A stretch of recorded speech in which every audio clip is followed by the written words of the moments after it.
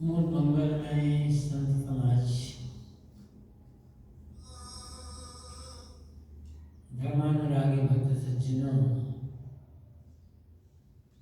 श्रद्धा मूर्ति देवियों, सदगुरु कबीर की एक साखी है। हम सबको देखा एक रंग, चले हरिहरे तार, हम चीरते जानिए, बको ही धरेंगे काल। सदगुरु कबीर कहते हैं कि मैंने हंस और बगुला दोनों को एक साथ एक ही तालाब में चारा चुगते देखा है, बैठे देखा है। दूर से पहचान में नहीं आता कि कौन हंस है और कौन बगुला है।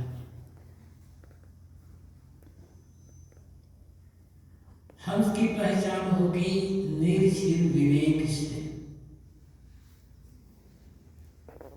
और बगुला काल बनकर मछली मेढक आदि जीव जंतुओं को पकड़ करके खाएगा।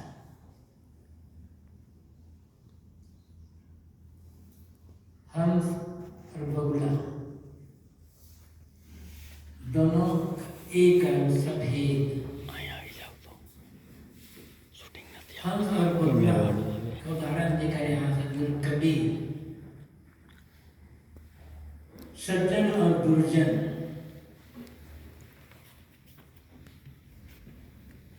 इन दो प्रकार के मनुष्यों का वर्णन करते हैं। बाहरी वेश से किसी को पहचाना नहीं जा सकता कि कौन सज्जन है और कौन दुर्जन है। जिस समय सदगुरु कबीर ने यह साखी कही थी, तब से लेकर आज तक तो ये बाहर की सफेद पोशी, बाहर का वेश और सुंदर बनाने लग गए हैं लोग। मौलिक रूप में तो सभी मनुष्य एक बराबर है। ऐसे मौलिक रूप में हंस और बगुला दोनों बिल्कुल अलग अलग है। दोनों की मौलिकता में अंतर है। हंस कभी बगुला बन करके जीव जंतुओं को, मछली मेढक आदि को नहीं खाएगा, और बगुला कभी निर्जीव का विवेक नहीं कर सकता है। हंस हंस रहेगा, बगुला बगुला रहेगा। लेकिन सिद्धांत में चाहे सज्जन हो, चाहे दुर्जन हो, चाहे रागी हो, चाहे विरागी हो, दोनों की मौलिकता में कोई अंतर नहीं है। बाहरी रूप से कहें तो दोनों मनुष्य हैं। दोनों के शरीर में लगे हुए तत्व और इंद्रियां एक बराबर है, और दोनों एक समान चेतन है। अंतर कहाँ है?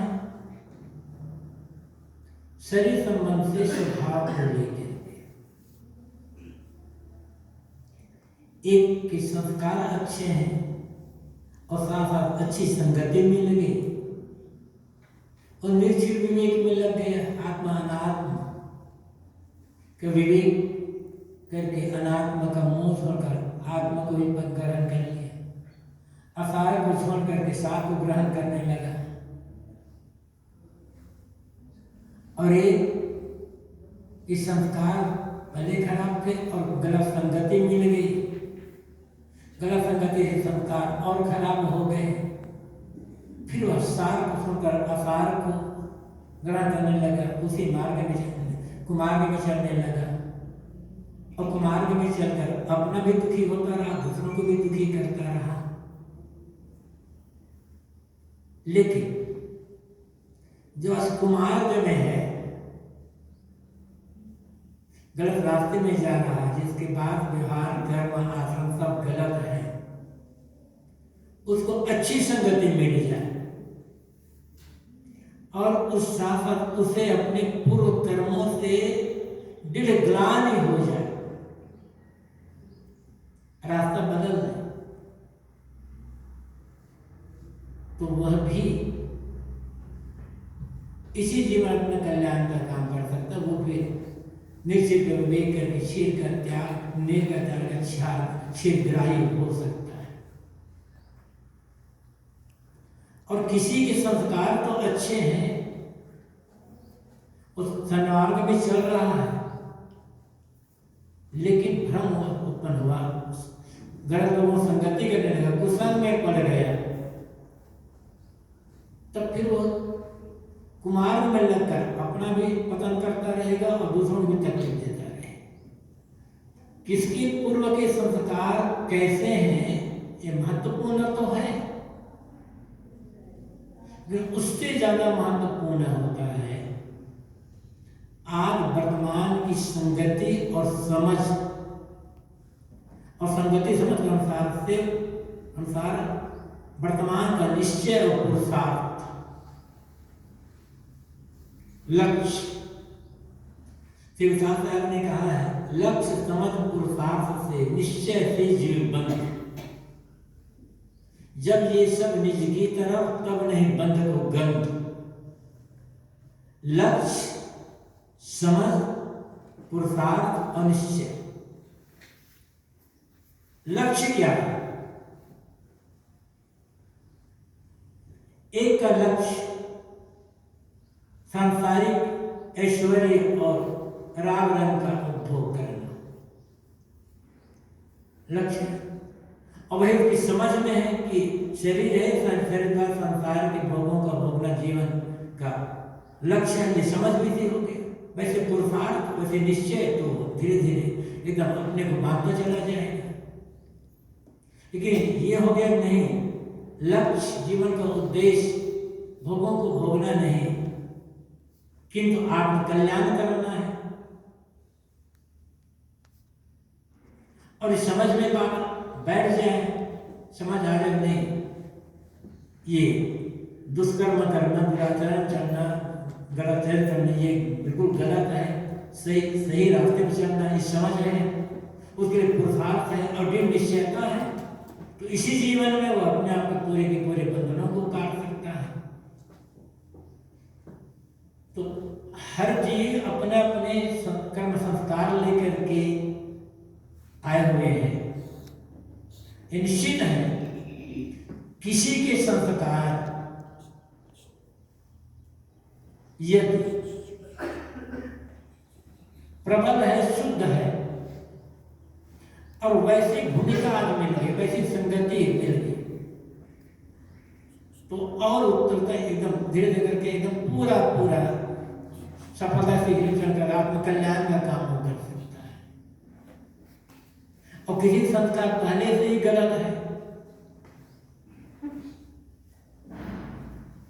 मलिन संस्कार है, और आज वर्तमान में संगति वैसी मिल गई, उसे निश्चय कर लिया, तो पूरे पतन की गहराई तक वो जा सकता है।